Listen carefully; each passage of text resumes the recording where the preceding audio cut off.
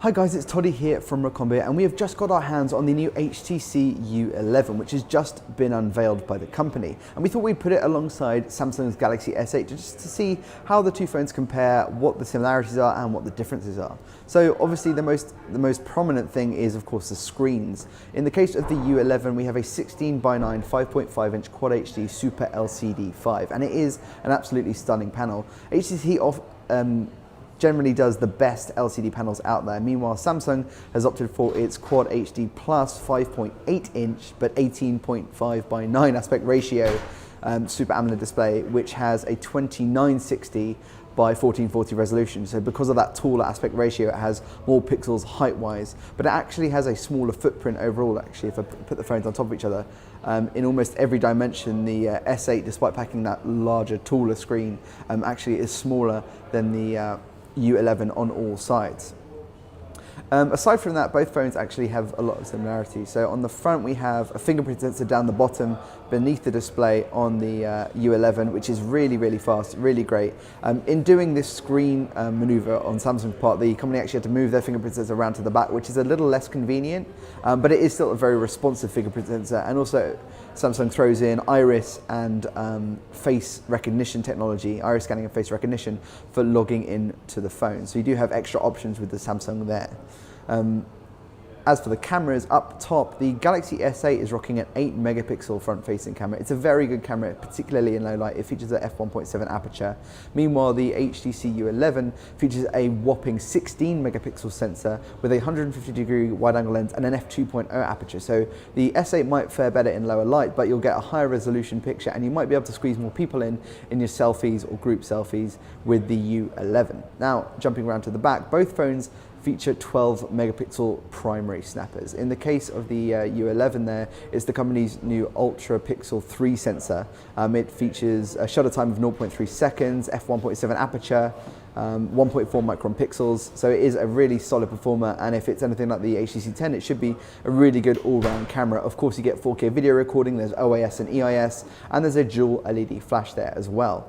On the S8, we have a similarly spec 12 megapixel camera. It also has OIS and EIS, f1.7 aperture, really large pixels, great low light performance, arguably the best in the business right now until we test out the HTC U11, and a single LED flash, which is not a big deal. The actual picture quality that it produces is pretty solid, but that is something to bear in mind.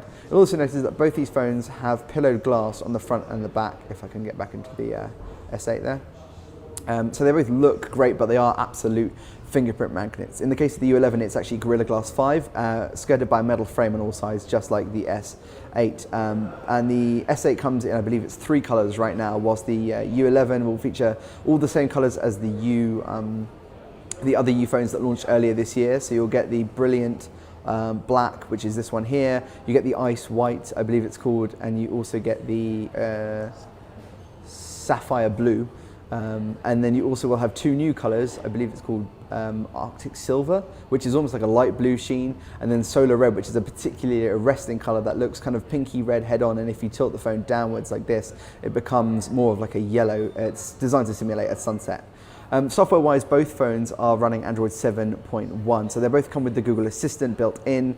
Samsung has opted for Bixby as well, which is its own kind of assistant. It aggregates all the kind of news, everything you want, and in the future it has Bixby Vision, which lets you scan and find out information on objects and places, but it'll also have a voice element where you can do basically anything you can with touch on this phone with your voice. HTC is combating that with a few things. HTC Sense Companion is like the AI part. It bases its information on your appointments, on your habits, and it'll suggest things that might be useful to you as you use the U11, and the longer you use it, the smarter it becomes.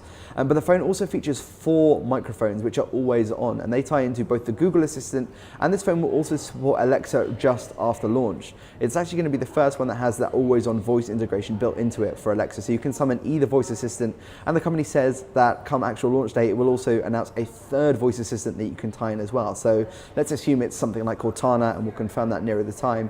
You'll actually be able to use multiple voice assistants out the box, or at least very soon after launch, leveraging the extra hardware on offer inside the U11. Another thing to mention is audio capabilities. In the case of the Galaxy S8, you do get a headphone jack, which is down the bottom here. and on one side of the USB-C port, and then on the other side you'll notice there's a single downward facing loudspeaker, and it's perfectly fine for everyday use.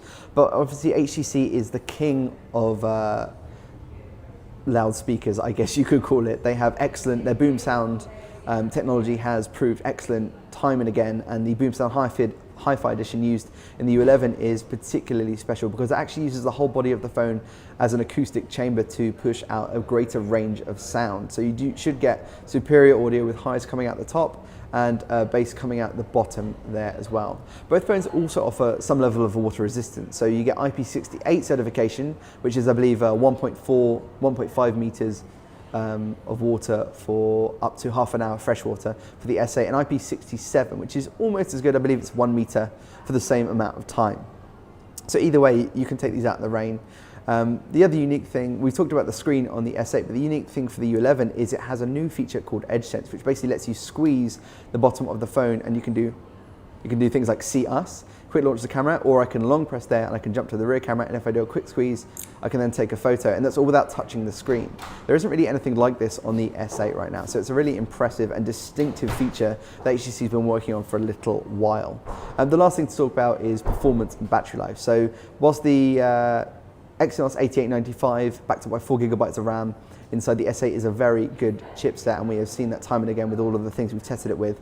There's going to be a Snapdragon 835, whichever market you're in, with the u11, also backed up by 4 gigabytes of RAM. Both phones also come with 64 gigabytes of storage, micro SD expandability, but the u11 will top out at 2 terabyte support, whilst the S8 will feature up to 256 gigabytes.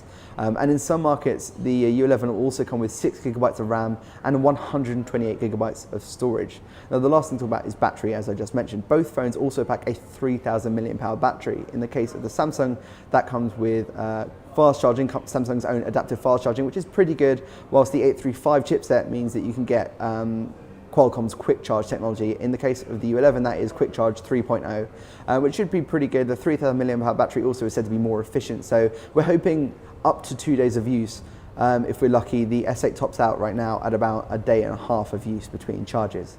So that is everything we can tell you right now about both the Samsung Galaxy S8 and how it stacks up against the new HTC u11. If you have any questions about either of these phones, just drop us a line down below in the comments. You can find out more on recombo.com/mobile. Don't forget to subscribe, and thanks for watching.